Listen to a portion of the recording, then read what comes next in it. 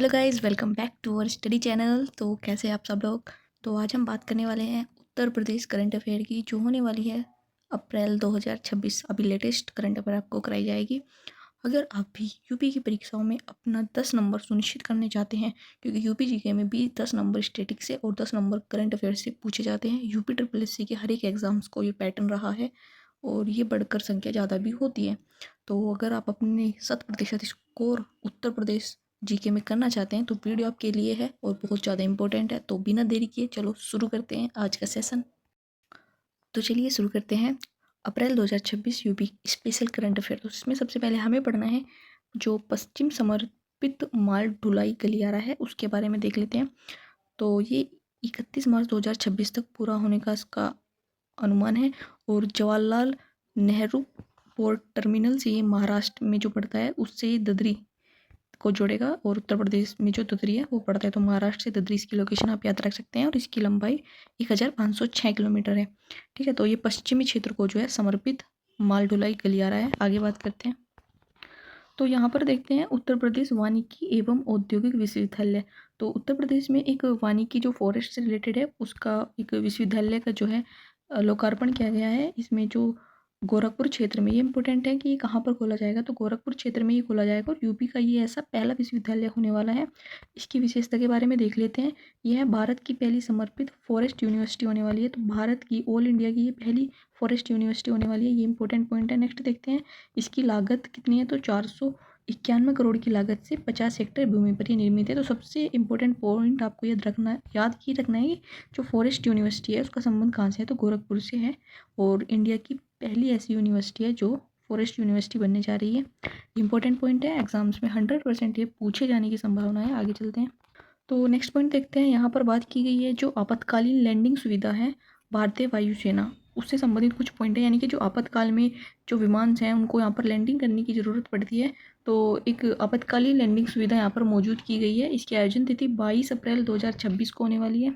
और most important point ये रहेगा कि स्थान कौन सा है, तो आपको स्थान याद रखना है सुल्तानपुर जिला उत्तर प्रदेश का। यहाँ पर ये आपातकालीन लैंडिंग सुविधा का जो है उद्घाटन किया गया है। जैसे कि जगुआर, मिराज, सुखोई ऐसे विमान, लड़ाकू जो विमान होते हैं वो यहाँ पर उतर सकेंगे। ठीक है, MiV-17 V5 helicopter Garud commando का टीम हिस्सा होगा। तो मेनली आपको ये जो लड़ाकू विमान होते हैं ये यहाँ पर लैंडिंग करेंगे। स्थान याद रखना है सुल्तानपुर जिला उत्तर प्रदेश का। इंपॉर्टेंट पॉइंट है। आगे चलते हैं। आगे देखते हैं भारत की पहली एकीकृत लिथियम बैटरी। ठीक है, तो ये रेयर अर्थ मैग्नेट रिसाइकल सुविधा देगी। तो एक बैटरी का उद्घाटन किया गया है जो कि पहली एकीकृत लिथियम से बनी हुई बैटरी होने वाली है। स्थापना की बात करते हैं। रोकलिंग इंडिया प्राइवेट लिमिटेड ने इसकी स्थापना की है और जर्मनी में जो स्थित रोकलिंग ग्रुप है उसकी सहायता से, तो जर्मनी की कंपनी है उसकी सहायता से इसकी स्थापना की गई है। और इसकी स्थान की बात कर लेते हैं तो ये बुलंदशहर में खोली जाएगी। ठीक है, इंपॉर्टेंट पॉइंट ये है कि लिथियम बैटरी जो है वो कहाँ पर खोली जाएगी, तो बुलंदशहर में ये खोली जाएगी। नेक्स्ट बात करते हैं। इसका जो है अप्रैल 2026 के आसपास इसका पूरे होने का अनुमान है। तो इंपॉर्टेंट पॉइंट है। आगे चलते हैं। इसका मुख्य उद्देश्य देख लेते हैं। तो लिथियम आयन बैटरी होती है वो रेयर अर्थ मैग्नेट और मेटल युक्त औद्योगिक कचरों से बनी होती है और मटेरियल रिकवरी करने में इम्पोर्टेंट होती है। आगे बात करते हैं। टाटा मोटर्स की जो 10 लाखवीं जो इलेक्ट्रिक बस है उसका उद्घाटन हाल ही में लखनऊ में हुआ। इंपॉर्टेंट पॉइंट ये हो सकता है कि टाटा मोटर्स की जो 10 लाखवीं इलेक्ट्रिक बस है उसका उद्घाटन कहाँ पे हुआ है, लखनऊ। स्थान याद रखना है।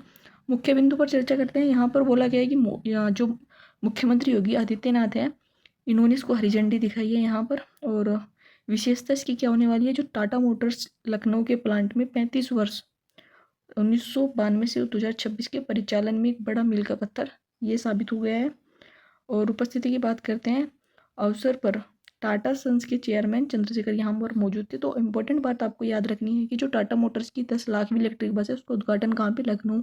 हरी झंडी किसने दिखाई है, CM योगी ने दिखाई है। इतनी जानकारी आप याद कर लीजिएगा, आपका काम हो जाएगा। आगे चलते हैं। तो नेक्स्ट बात करते हैं। यहाँ पर सरकारी कर्मचारी के निवेश की जो जानकारी है वो देना अब अनिवार्य होगा। अगर आप एक गवर्नमेंट एम्प्लॉई हैं और आप कहीं पर भी इन्वेस्ट करते हैं तो अब उसका डेटा आपको गवर्नमेंट को देना पड़ेगा। ये नया चैलेंज आपके लिए आ चुका है। तो नया नियम देख लेते हैं। तो उत्तर प्रदेश कैबिनेट के निर्णय के अनुसार अब सरकारी कर्मचारी को अपने शेयर या निवेश की जानकारी देना अनिवार्य होगा। बहुत चुपके चुपके तुमने शेयरों में इन्वेस्ट कर लिया भाई, अब तुम्हारी सभी की पोल खुलने वाली है। यहाँ पर शर्त देख लेते हैं। तो जानकारी तब देनी होगी जब निवेश एक कैलेंडर वर्ष में कर्मचारी के मूल निवेश यानी कि इसमें ये कहा गया है कि आपको जानकारी इस कंडीशन में देनी होगी जब आपका जो निवेश है वो एक कैलेंडर वर्ष में कर्मचारी के मूल वेतन के 6 माह से अधिक हो जाएगा। समझ रहे हो? मतलब तुमने इतना निवेश कर दिया कि वो निवेश तुम्हारे 6 मंथ की सैलरी से भी ज़्यादा है, तो उस केस में तुम्हें यहाँ पर जानकारी देना अनिवार्य हो जाएगा। तो अब भ्रष्टाचार खत्म होने की कगार पर है उत्तर प्रदेश में। तो दायरा देख लेते हैं, इसमें शेयर, स्टॉक्स, अन्य सभी प्रकार के निवेश शामिल हैं। ठीक है, इंपॉर्टेंट पॉइंट है, आगे चलते हैं। तो यहाँ पर आगे बात करते हैं, इसमें दिया है लखनऊ ग्रीन कॉरिडोर परियोजना का दूसरा चरण जो है वो शुरू हो चुका है। लोकार्पण और शिलान्यास की बात करें तो मार्च 2026 में रक्षा मंत्री राजनाथ सिंह और योगी आदित्यनाथ द्वारा इसका लोकार्पण किया गया है। क्रियान्वयन की बात करते हैं, इस परियोजना का काम एलडीए द्वारा किया जाएगा, जो लखनऊ डेवलपमेंट अथॉरिटी है उसके द्वारा किया जाएगा। और इम्पोर्टेंट है, तो लखनऊ ग्रीन कॉरिडोर परियोजना की दूसरा चरण शुरू हो गया है। नेक्स्ट बात करते हैं राष्ट्रीय राजमार्ग 927, तो ये बाराबंकी से बहराइच, तो नेशनल मार्ग की बात की गई है, नाम याद रखना। तो नेशनल हाईवे 927 की बात करी है, जो कि कहाँ से कहाँ तक, बाराबंकी से बहराइच, यानी कि बी आप याद रख सकते हैं, बाराबंकी टू बहराइच। इस परियोजना में क्या है कि जो बाराबंकी से बहराइच तक है 4 लेन एक्सेस कंट्रोल हाईवे का यहाँ पर निर्माण किया गया है। 101.5 किलोमीटर की लंबाई होने वाली है। लागत इसमें ये लगी है 6,969 करोड़ के आसपास यहाँ पर पैसे लगे हैं, और पीपी मॉडल पर आधारित है। तो इम्पोर्टेंट आपको याद रखना है, सबसे पहले क्या, एक रोड का नाम याद रखना है। सबसे पहले ये नेशनल हाईवे कौन सा है, 927, कहाँ से कहाँ तक है, बाराबंकी टू बहराइच, और इसकी लंबाई याद रख सकते हैं। उसके बाद आपको कुछ नहीं याद करना है। ठीक है, आगे चलते हैं। गंगा एक्सप्रेस मोस्ट इंपॉर्टेंट होने वाला क्वेश्चन है, छपेगा यहाँ से, तो देखो क्वेश्चन। ठीक है, अभी तक पूछे भी जा चुके हैं और आगे भी पूछे जाते रहेंगे। तो गंगा एक्सप्रेसवे की यहाँ पर बात कर लेते हैं। तो 29 अप्रैल 2026 में जो पीएम मोदी है उन्होंने इसका जो है उद्घाटन किया है। इंपॉर्टेंट है, तो उद्घाटन में पूछा जाएगा तो पीएम मोदी, सीएम मत कर देना। ठीक है, नेक्स्ट बात करते हैं, ये उत्तर प्रदेश के हरदोई जिले से क्या है, तो हरदोई जिले से इसका उद्घाटन किया है। इंपॉर्टेंट पॉइंट हो जाता है। इसकी लंबाई आपको रट लेनी है हर हालत में जो है इसकी लंबाई आपको याद होनी चाहिए। तो 594 किलोमीटर इसकी लंबाई है, और यह मेरठ टू प्रयागराज को कनेक्ट करने वाला हाईवे है। और यात्रा की जो समय सीमा घटकर लगभग 6 से 7 घंटे कर देगा। 36,000 करोड़ रुपए से अधिक यहाँ पर खर्चा आया है, बहुत मोटा खर्चा आ चुका है। प्रधानमंत्री मोदी ने ही 18 दिसंबर 2021 में शाहजहाँपुर में इसका शिलान्यास किया था। मतलब क्या है, जब बनने की शुरुआत हुई थी वो शाहजहाँपुर से हुई है, और जब कंप्लीट हुआ है तो वो हरदोई से हुआ है, और दोनों केस में पीएम यहाँ पर मौजूद थे। तो किस चीज़ को ये कनेक्ट करेगा, मेरठ टू प्रयागराज जाएगा, और उत्तर प्रदेश के 12 जिलों से होकर ये जाएगा, ये भी आप याद रख सकते हैं। ठीक है, तो इंपॉर्टेंट पॉइंट है, इसकी लंबाई जरूर देख लेना एक बार। आगे चलते हैं, यहाँ पर देखते हैं नवनिर्माण के 9 वर्ष पुस्तक का विमोचन हुआ है, जो कि विमोचनकर्ता मुख्यमंत्री योगी आदित्यनाथ है। मार्च 2026 में ये पुस्तक का विमोचन किया है, स्थान लोक भवन लखनऊ से। ठीक है, तो इम्पोर्टेंट है, नव निर्माण के 9 वर्ष पूरे हो चुके हैं, तो उसका विमोचन योगी आदित्यनाथ ने किया है। नेक्स्ट बात करते हैं, उत्तर प्रदेश में खेल और खिलाड़ियों को सम्मान दिया गया है। तो हाल ही में कौन से खिलाड़ी जो उत्तर प्रदेश से संबंधित है वे चर्चा में रहे हैं। तो सबसे पहले बात करते हैं राजकुमार पाल, ये पेरिस ओलंपिक 2024 में कांस्य पदक जीतने वाले भारतीय हॉकी टीम के सदस्य हैं। इन्होंने पुलिस अधीक्षक उपाधीक्षक यानी कि डीएसपी को नियुक्त किया गया है। तो सबसे पहले आप याद रखना कि जो राजकुमार पाल है इनका संबंध उत्तर प्रदेश से है। फिर आप इनका खेल याद रखना, तो भारतीय टीम के हॉकी के सदस्य हैं, पैरा ओलंपिक में इन्होंने कांस्य पदक जीता था, और अभी इन्हें डीएसपी नियुक्त किया गया। उसके बाद करते हैं प्रवीण कुमार, ये गौतम बुद्ध नगर से संबंधित है। ठीक है, पैरा ओलंपिक जो हाई जंप होती है, ऊंची कूद में स्वर्ण पदक जीता था, और ये भी डीएसपी बने हैं। तो प्रवीण कुमार का संबंध गौतम बुद्ध नगर से है, ऊंची कूद से संबंधित है। आगे बात करते हैं, अजीत सिंह इटावा से संबंधित है, भाला फेंक और जैवलिन थ्रो में इन्होंने जो है रजत पदक जीता था, और इन्हें जिला पंचायत का राज्याधिकारी डीपीआर को नियुक्त किया गया है। तो याद रखना है, अजीत सिंह इटावा से संबंधित है, और इनका गेम याद रखना है, भाला फेंक से संबंधित है। सिमरन की बात करते हैं, लेडीज़ है तो आपको स्पेशली याद होनी चाहिए। तो फीमेल है, ये सिमरन गाजियाबाद से संबंधित है, 200 मीटर की कांस्य पदक विजेता ये रही है, और इन्हें भी डीपीआर की भूमिका दी जाएगी। उसके बाद बात करते हैं स्पोर्ट्स कॉलेज की स्थापना। तो उत्तर प्रदेश ने वर्ष 2030 के राष्ट्रमंडल खेलों, कॉमनवेल्थ जो गेम होते हैं उनको ध्यान में रखते हुए सभी मंडलों में स्पोर्ट्स कॉलेज स्थापना करने की जो है वो लक्ष्य रखा है। इसकी घोषणा मार्च 2026 में हुई थी।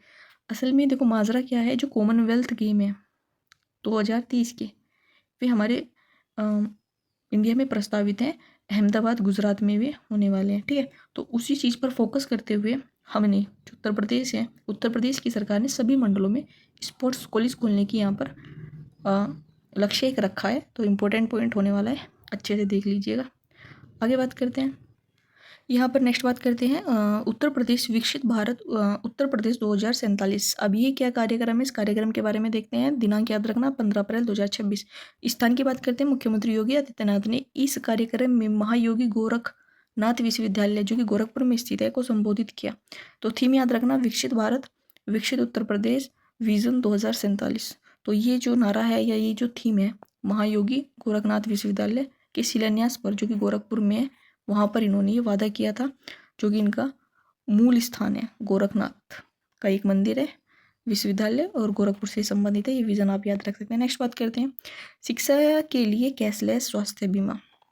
यहाँ पर इसकी चर्चा देखते हैं। तो उत्तर प्रदेश सरकार का उच्च शिक्षा विभाग ने योजना शुरू की है। इसमें सालाना 5 लाख की कैशलेस स्वास्थ्य जो बीमा है वो सुविधा की मंजूरी यहाँ पर दी गई है। यानी कि जो टीचर्स होते हैं स्वास्थ्य से संबंधित उनको कुछ बीमे की आवश्यकता पड़ती है, तो वहाँ पर 5 लाख रुपए की कैशलेस स्वास्थ्य बीमा उन्हें दी जाएगी। ठीक है, तो उच्च शिक्षा विभाग आप याद रख सकते हैं। नेक्स्ट बात करते हैं 15 पॉइंट में क्या कहा गया है कि जो युवाओं हैं तो युवा के लिए एआई और डिजिटल परीक्षण, यानी कि जो हमारी यंग जनरेशन है उनके लिए अब हम एआई से संबंधित डिजिटल परीक्षण की तैयारी कर रहे हैं। लक्ष्य देख लेते हैं। तो राज्य सरकार ने 10 लाख युवाओं को, तो इम्पोर्टेंट यहाँ पर डाटा है, ये 10 लाख युवाओं को कृत्रिम बुद्धिमत्ता एआई और डिजिटल प्रौद्योगिकी के क्षेत्र में प्रशिक्षित करने का निर्णय लिया है।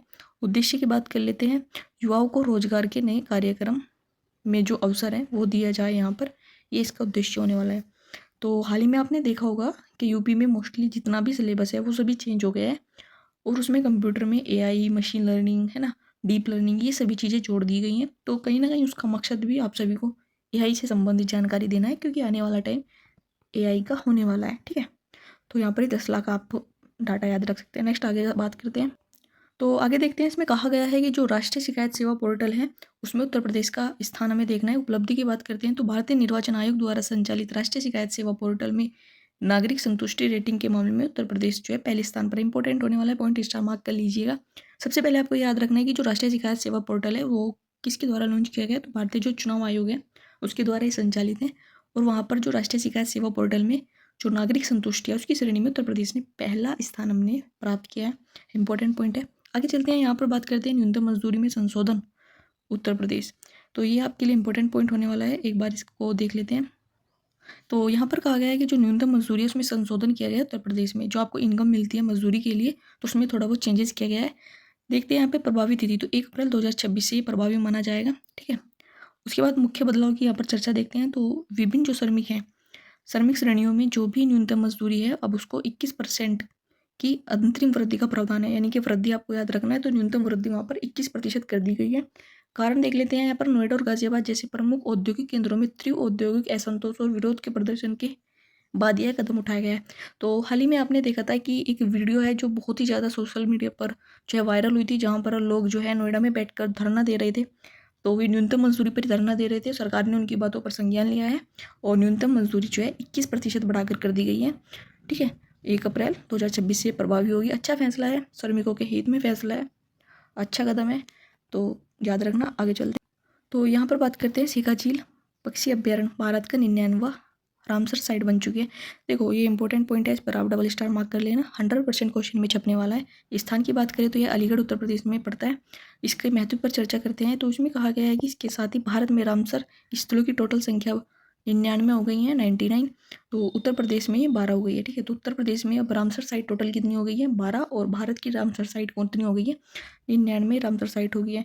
तो यह झील जो सेंट्रल एशियन फ्लाईवे पर प्रवासी पक्षी के लिए महत्वपूर्ण पड़ा हुआ है। इंपॉर्टेंट क्वेश्चन है, 100% एग्जाम में छपेगा। तो नेक्स्ट देखते हैं यहाँ पर भारतनाट्यम सामग्री विक्रमादित्य का कार्यक्रम। तो यह आयोजन 3 से 5 अप्रैल 2026 में हुआ है। 3 दिवसीय कार्यक्रम रहा है और Banaras locomotive works ground Varanasi में आयोजन हुआ है। तो डायरेक्टली याद रखना है कि जो महानाट्यम सम्राट विक्रमादित्य कार्यक्रम है वो वाराणसी में हुआ है। 3 दिवसीय कार्यक्रम था। यहाँ पर बात करें उद्घाटन की तो उत्तर प्रदेश के जो योगी आदित्यनाथ हैं और मध्य प्रदेश के मुख्यमंत्री मोहनलाल द्वारा यहाँ पर यह कार्यक्रम किया गया। नेक्स्ट बात करते हैं संदर्भ। यह आयोजन विक्रमोत्सव 2026 के अंतर्गत किया गया है। नेक्स्ट बात करते हैं सेंटर ऑफ एक्सीलेंस की। तो ये गोरखपुर में है, सेंटर ऑफ एक्सीलेंस गोरखपुर में। उद्घाटन की बात करते हैं तो सीएम योगी आदित्यनाथ ने 15 अप्रैल 2026 में सेंटर ऑफ एक्सीलेंस का उद्घाटन गोरखपुर में किया है। सहयोग की बात करें तो टाटा जो समूह है टीसीएस फाउंडेशन है के सहयोग से स्थापित किया गया है। इंपॉर्टेंट पॉइंट होने वाला है, तो centre of excellence Gorakhpur. Next बात करते हैं टाइम्स समारोह सम्मान 2026। तो टाइम्स सम्मान समारोह 2026 का आयोजन लखनऊ में किया गया है 11 अप्रैल को। मुख्य अतिथि की बात करते हैं तो राजनाथ सिंह जो है हमारे रक्षा मंत्री, वो यहाँ पर मौजूद थे और देश के 20 सर्वोच्च जो शौर्य पुरस्कार हैं वो यहाँ पर दिए गए हैं। तो इम्पोर्टेंट पॉइंट होने वाला है कि जो टाइम सम्मान समारोह 2026 है उसका आयोजन कहाँ पे हुआ है, तो लखनऊ से संबंधित है। नेक्स्ट बात करते हैं मुजफ्फरनगर का दौरा। हाल ही में अभी मुख्यमंत्री योगी आदित्यनाथ ने उत्तर प्रदेश के जिला मुजफ्फरनगर में दौरा किया है। यहाँ पर कुछ विकास परियोजनाएं की यहाँ पर घोषणा की गई है, उसको देख लेते हैं विकास कार्य के बारे में। अप्रैल 2026 में योगी आदित्यनाथ ने मुजफ्फरनगर में 951 करोड़, तो ये आप डेटा याद रख सकते हैं, 951 करोड़ रुपए से अधिक का विकास परियोजना का यहाँ पर लोकार्पण किया है। अहिल्याबाई होलकर प्रतिमा इंपॉर्टेंट पॉइंट होने वाला है। तो 13 अप्रैल 2026 में मुजफ्फरनगर के में जो लोक माता अहिल्याबाई होलकर है उसकी प्रतिमा का भी अनावरण किया गया है। इंपॉर्टेंट पॉइंट है, यहाँ पर देख लेना। आगे बात करते हैं जैम पोर्टल खरीद। तो वित्त वर्ष 2025-26 के दौरान उत्तर प्रदेश में जैम पोर्टल के माध्यम से कुल इतने करोड़ की बिक्री हुई है 22,337, और इसमें उत्तर प्रदेश पहले नंबर पर है। ठीक, इम्पोर्टेंट यहाँ पर होने वाला है। तो जैम जो है उसमें गवर्नेंस ई मार्केट में पहले नंबर पर है। उसके बाद बात करते हैं, यहाँ पर कुछ वन लाइनर फैक्ट दिया है। यहाँ पर दिया है कि जो न्यायमूर्ति थे यशवंत वर्मा, नाम याद रखना, यशवंत वर्मा ये इलाहाबाद उच्च न्यायालय के जज थे। इन्होंने हाल ही में भी इस्तीफा जो है वो दे दिया है, रिज़ाइन दे दिया है। ठीक है, तो यशवंत वर्मा का इस्तीफा याद रखना। आगे बात करते हैं हिमालयी ग्रीफोन गिद्ध की मृत्यु दुधवा टाइगर रिजर्व में। हाल ही में अगर हम देखें तो अप्रैल 2026 में उत्तर प्रदेश में लखीमपुर जिले में स्थित जो दुधवा टाइगर रिजर्व है में 25 से अधिक जो हिमालयी ग्रीफोन गिद्ध हैं उनकी मृत्यु हो चुकी है। तो कारण क्या है, कारण की बात करते हैं तो ये जो गिद्ध थे, जो प्राथमिक जांच के अनुसार पता लगा है कि ये इनकी जो मृत्यु है वो द्वितीयक विषाक्त यानी कि जो सेकेंडरी पॉइजनिंग होते हैं उनसे हुई है। तो यह गिद्ध रिजर्व के भी भारी रेंज बफर जोन सिमरिया गांव में मिले हैं। ठीक है, तो इम्पोर्टेंट पॉइंट होने का, क्योंकि गिद्ध को जो 1972 का जो एक्ट है वन्यजीव संरक्षण उसमें रखा गया है, और इतनी बड़ी संख्या में इनकी मृत्यु हो चुकी है जो कि दुधवा टाइगर रिजर्व में देखने को मिला है। इंपॉर्टेंट पॉइंट है। आगे चलते हैं विक्रमादित्य घड़ी। तो यहाँ पर बात करते हैं विक्रमादित्य वैदिक घड़ी की, जो कि वाराणसी में इसका अनावरण किया गया है। स्थापना की बात करें अप्रैल 2026 में वाराणसी का काशी विश्वनाथ धाम में 700 किलोग्राम वजन विक्रमादित्य वैदिक घड़ी का अनावरण किया गया है। मुख्यमंत्री मोहन यादव यानी कि मध्य प्रदेश के मुख्यमंत्री और सीएम योगी ने इसका लोकार्पण किया है।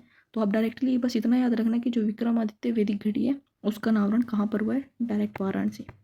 नेक्स्ट बात करते हैं अपशिष्ट प्रबंधन के लिए नए वाहन। तो घटना की बात करते हैं, यहाँ पर अप्रैल 2026 में मुख्यमंत्री योगी आदित्यनाथ ने लखनऊ में 250 इलेक्ट्रिक एवं सीएनजी वाली जो वाहन होते हैं उनको हरी झंडी दिखाई है। तो कहाँ से दिखाई है, लखनऊ से, और ये इलेक्ट्रिक और सीएनजी वाले वाहन है। उद्देश्य की बात करते हैं तो उत्तर प्रदेश में जो अपशिष्ट प्रबंधन है, वेस्ट मैनेजमेंट है, उसको सुदृढ़ और प्रभावी बनाना। तो नेक्स्ट बात करते हैं, यहाँ पर डाक परीक्षण केंद्र पीटीसी सहारनपुर की प्लेटिनियम जयंती मनाई गई है। तो स्थान की बात करते हैं, जो डाक परीक्षण केंद्र है वो सहारनपुर में स्थित है उत्तर प्रदेश में। तो डाक टिकट की बात करते हैं, इस अवसर पर केंद्रीय संचार मंत्री ज्योतिरादित्य सिंधिया ने महत्वपूर्ण योगदान के कलाकारों को ये दिया जाता है। विजेताओं की सूची देखते हैं तो 2023 में अजय कुमार जो कि गाजियाबाद से संबंधित है, 2024 के लिए शुभदीप राहु जो कि लखनऊ से संबंधित है। तो आपको जिला याद रखना है और खिलाड़ी का नाम याद, जो उसको पुरस्कार मिला है वो याद रखना है। दूसरा इसी की तर्ज पर एक पुरस्कार है जिसका नाम है, तो बात करते हैं यहाँ पर BM शाहपुर की बात करते हैं। तो यह उत्तर प्रदेश संगीत नाटक अकादमी द्वारा प्रतिवर्ष दिया जाने वाला सम्मान है। इतिहास की बात करते हैं, यह प्रसिद्ध जो रंग निर्देशक और नाटककार के ब्रज मोहन शाह उत्तराखंड की स्मृति में दिया जाता है। तो किसके नाम पे लिए दिया जाता है, तो ब्रज मोहन शाह उत्तराखंड से संबंधित है, इनकी स्मृति में स्थापित किया गया है। क्षेत्र की बात करते हैं, रंगमंच क्षेत्र में उत्कृष्ट योगदान के लिए विजेताओं की सूची पर एक नज़र मार लेते हैं। 2021 के लिए सतीश आनंद दिल्ली को, 2022 के लिए कमल जैन भोपाल को, और रविशंकर खरे को। तो इम्पोर्टेंट है क्योंकि ये उत्तर प्रदेश से संबंधित है, तो रविशंकर खरे। और 2024 में संजय मेहता भोपाल। तो इम्पोर्टेंट आपके लिए रविशंकर खरे होने वाले हैं। ठीक है, तो BM शाह पुरस्कार याद रखना, और इस संस्था के द्वारा ये दिया जाता है, और ब्रज मोहन शाह उत्तराखंड की स्मृति में ही दिया जाता है। तो ये रही आपकी अप्रैल की जितनी भी करंट अफेयर थी 2026 में उत्तर प्रदेश की, सभी को हमने कंप्लीट कर लिया है। वीडियो कैसी लगी कमेंट में ज़रूर बताइए। अच्छी लगी हो तो चीज़ों को लाइक, सब्सक्राइब एंड चैनल से जुड़े रहिए, और आगे भी हम हर मंथ वाइज जो है कंपाइलेशन आपको देते रहेंगे।